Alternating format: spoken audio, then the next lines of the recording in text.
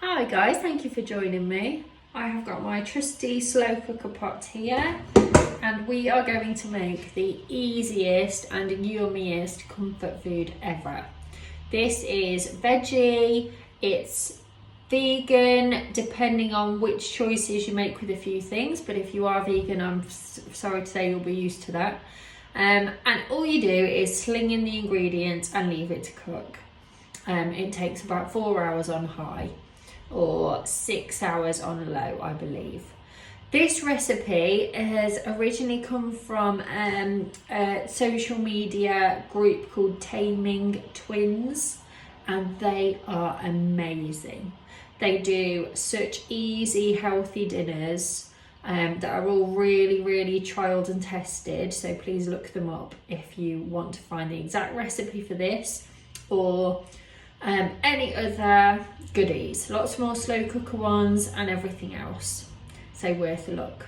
Okay, first major ingredient in this is sweet potato.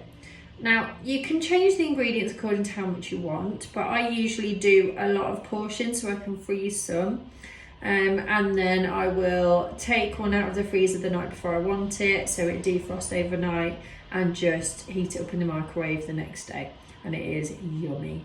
So I've got 3 small sweet potatoes chopped up here. I tend to pick the long narrow ones because they're easier to slice than the big round ones. So I'm going to lob those in. Secondly, I have 1 chopped white onion or brown onion, whichever one you want to call it. You could put in more than one of those if you want, but that is enough for me. Now the recipe calls for a can of chickpeas, but I am quite sick of chickpeas at the moment because I eat loads of hummus, and I made it with chickpeas last time, so I'm just going to have a change because if it's a stew you can basically stick in what you like.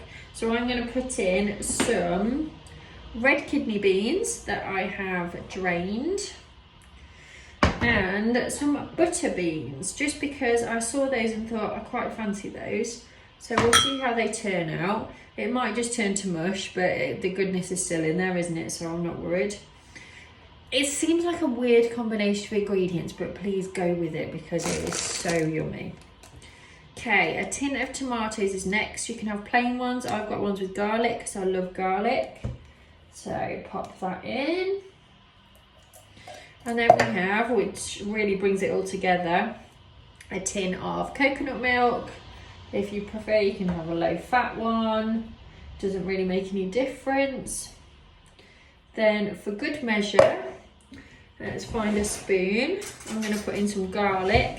On the recipe there's all sorts of herbs and spices you can add in, but I just don't have those and I'm not too bothered.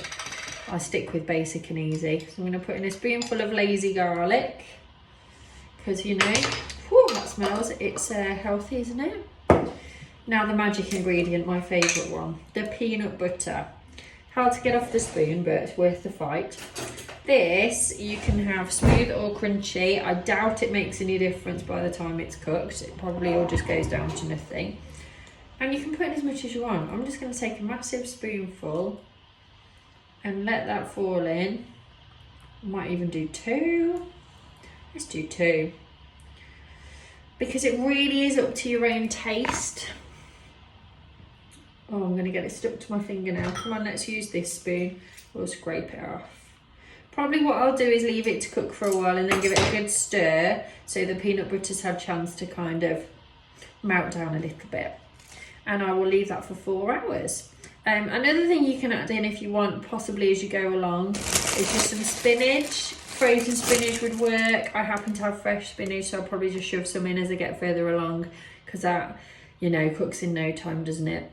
You could put it in from the beginning and it wouldn't matter because, like I say, anything that kind of cooks down, it's still in there, isn't it? So you get the goodness.